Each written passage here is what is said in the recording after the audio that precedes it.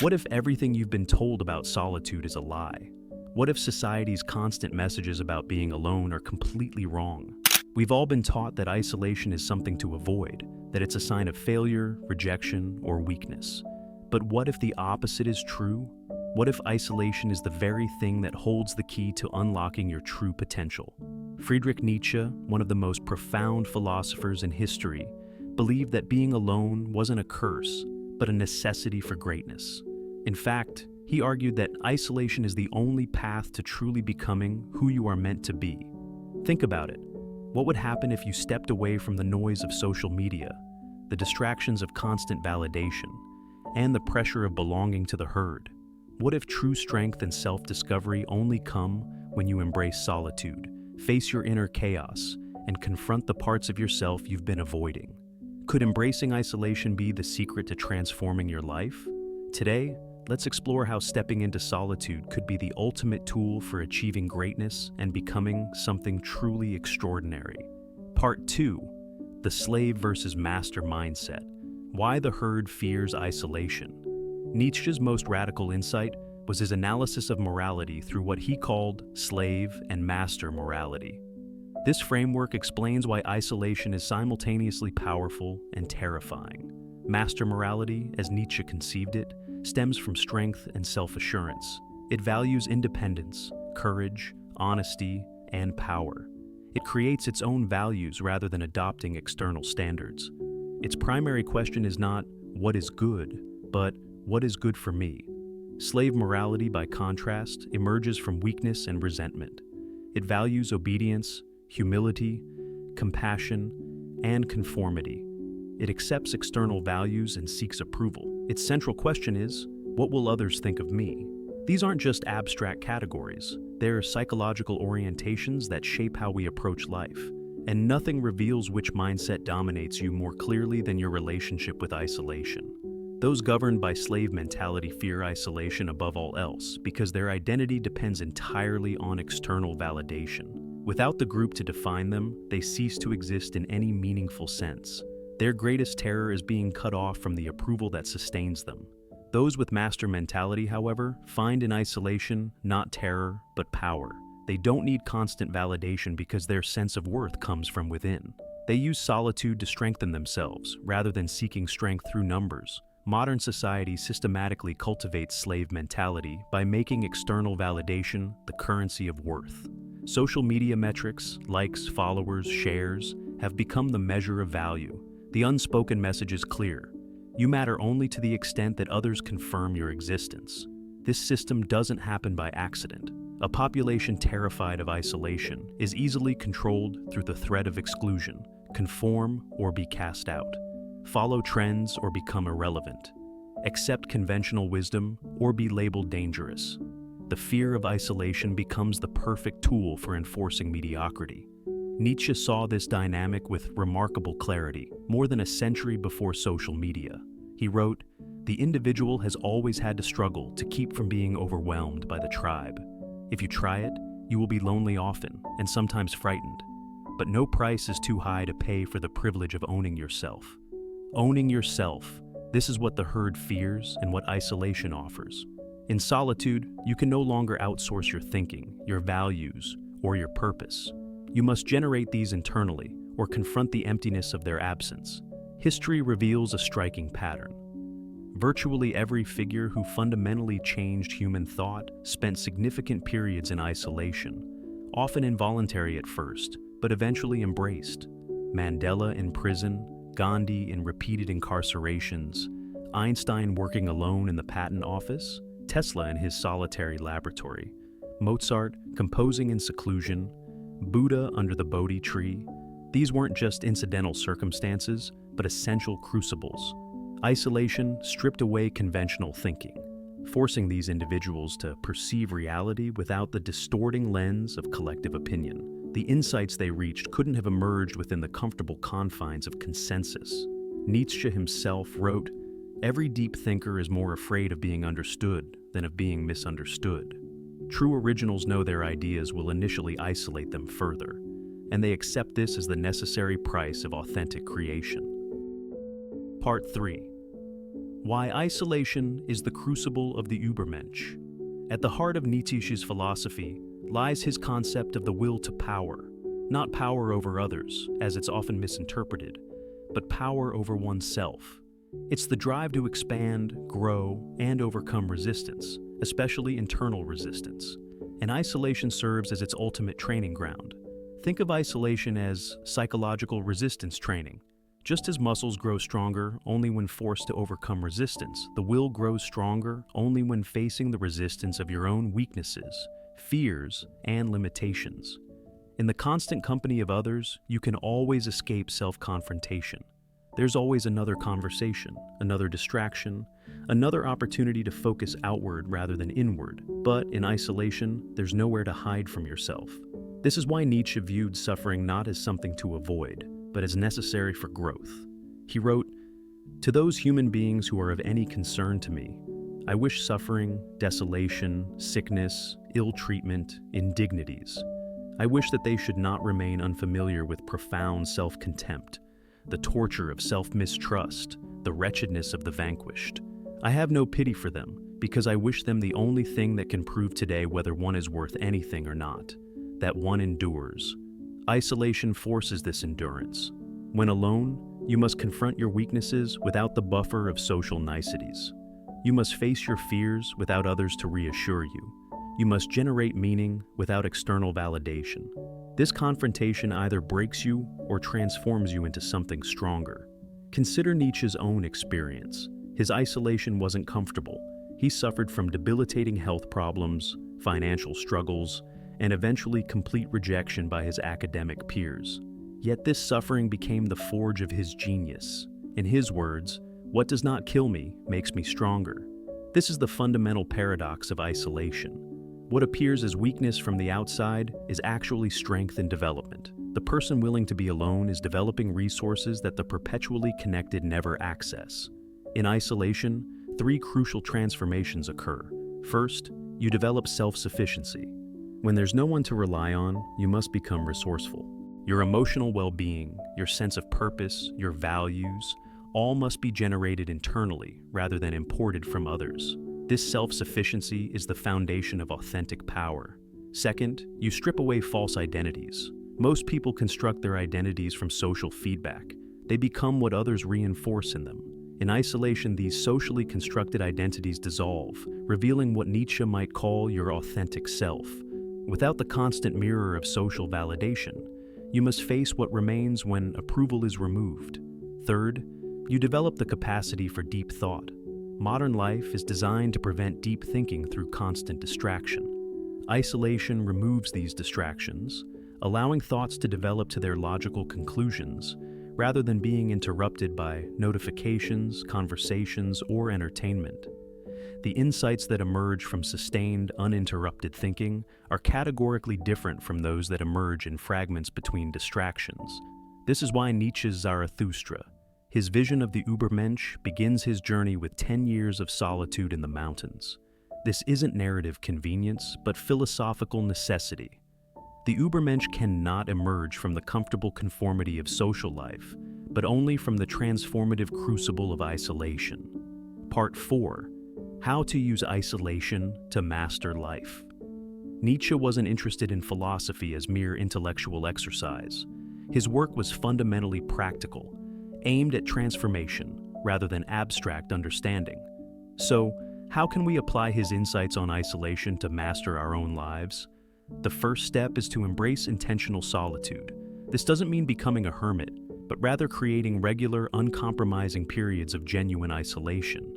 In today's hyper-connected world, this requires deliberate effort. True isolation means more than just being physically alone. It means disconnecting from the digital herd as well. No social media, no news feeds, no constant text exchanges. These are just the herd in digital form, providing the same dependence on external validation that Nietzsche identified as weakness. Start with small periods, perhaps just an hour of complete solitude and disconnection each day. Then gradually extend this time as your capacity for solitude strengthens. The initial discomfort, the anxiety, boredom, and restlessness that inevitably arise are not signs to retreat, but but precisely the resistance your will must overcome to grow stronger. The second step is using isolation for rigorous self-examination. Nietzsche wrote, "He who cannot obey himself will be commanded."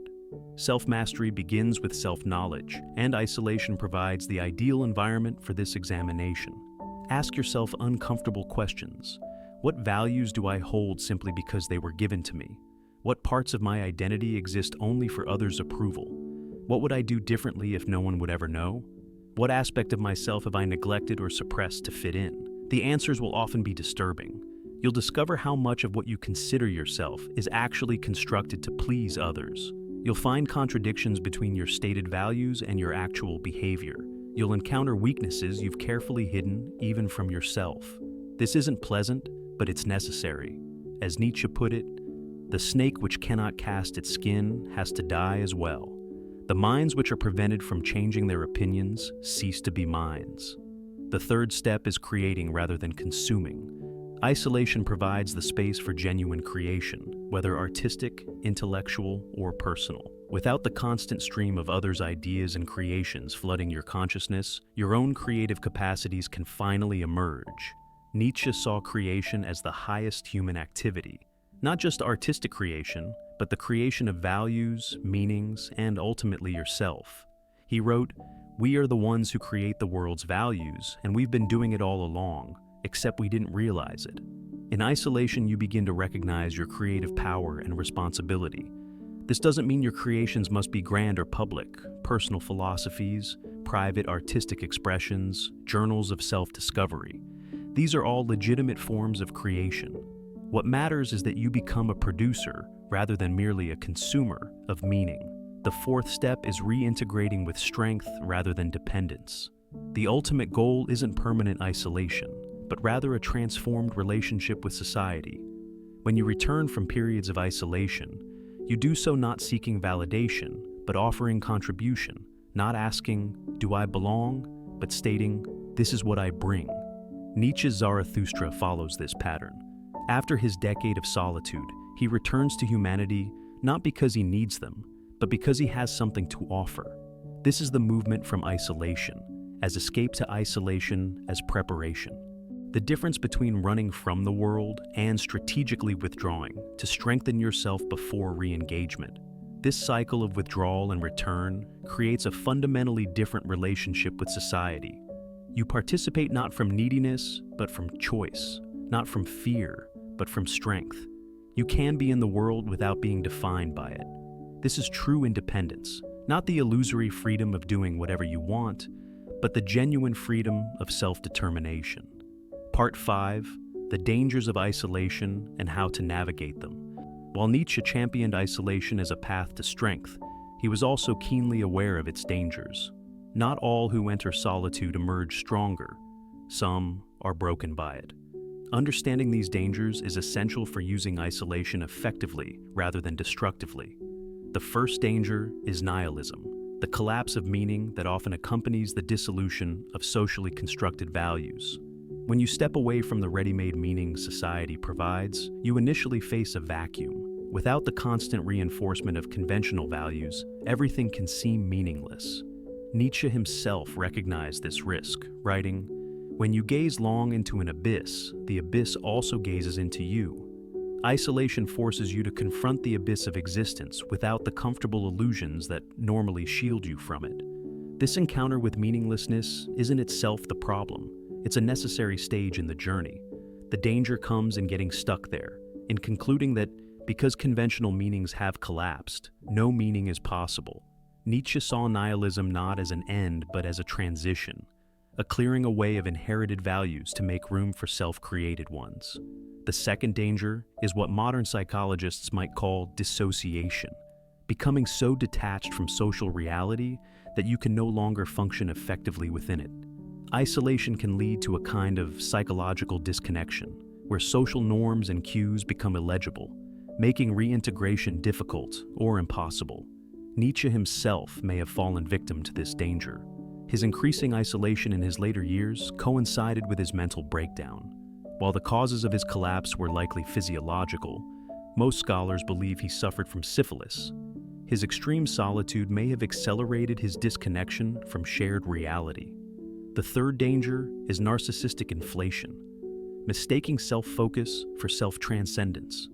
In isolation, without the corrective feedback of others, it's easy to develop a distorted self-image where your thoughts seem more profound, your insights more original, and your understanding more comprehensive than they actually are. This is why Nietzsche emphasized the importance of eventual return and testing your ideas against reality. He wrote, "A thought comes when it wishes, and not when I wish."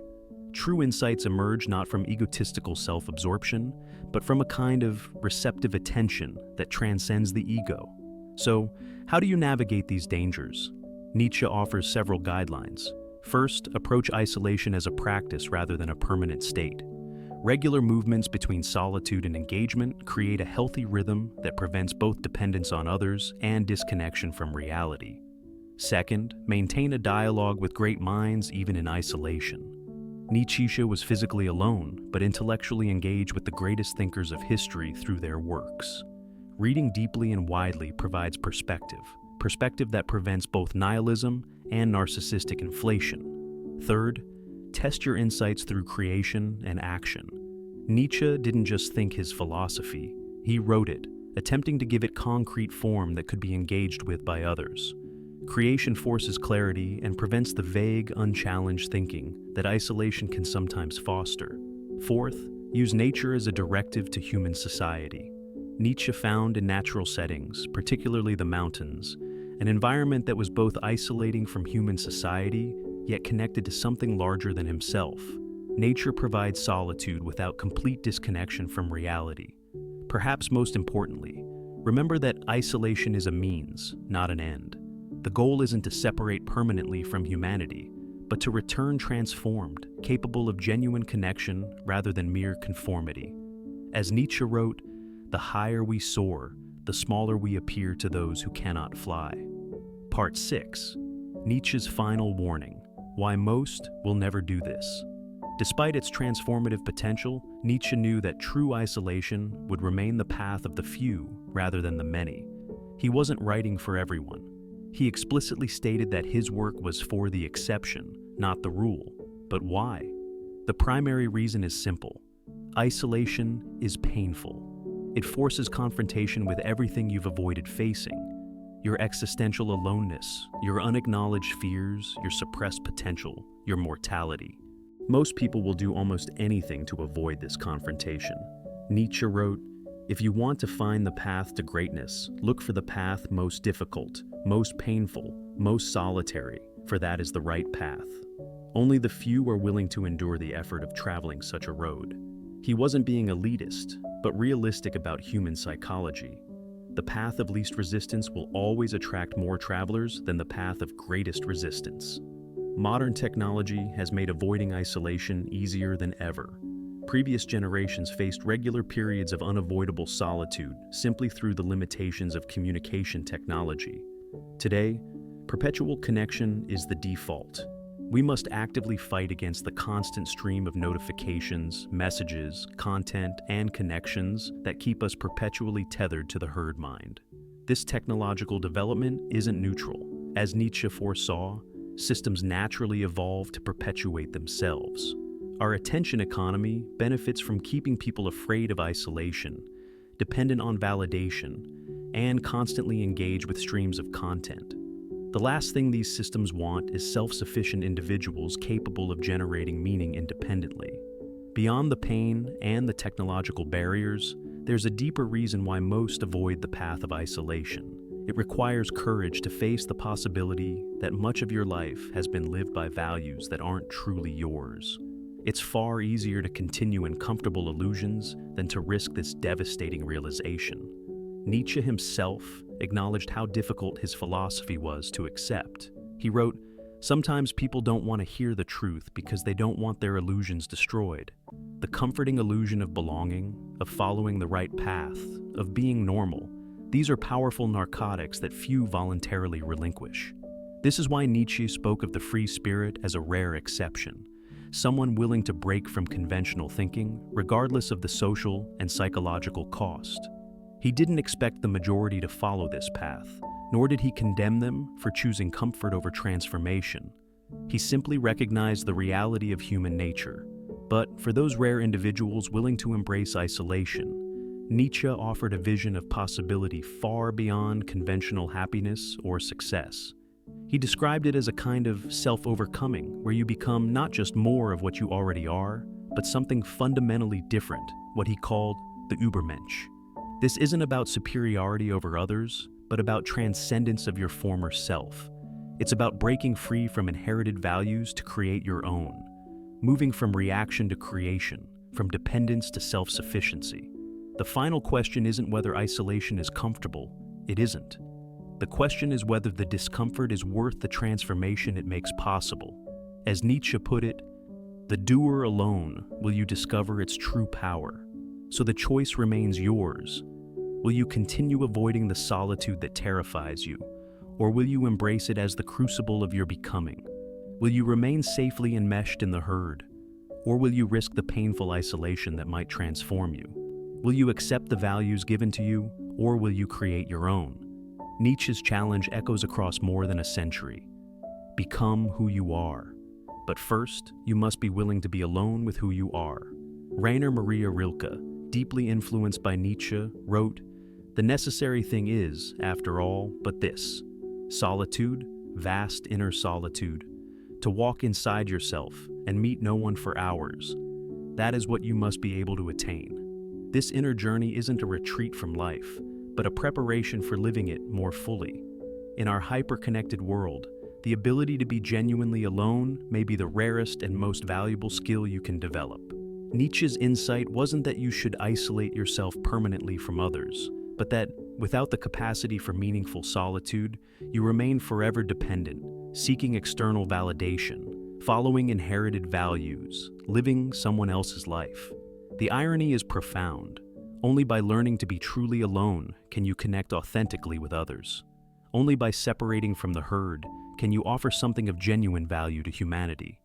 Only by embracing isolation can you master not just your own life, but life itself. The mountain path awaits. Will you climb,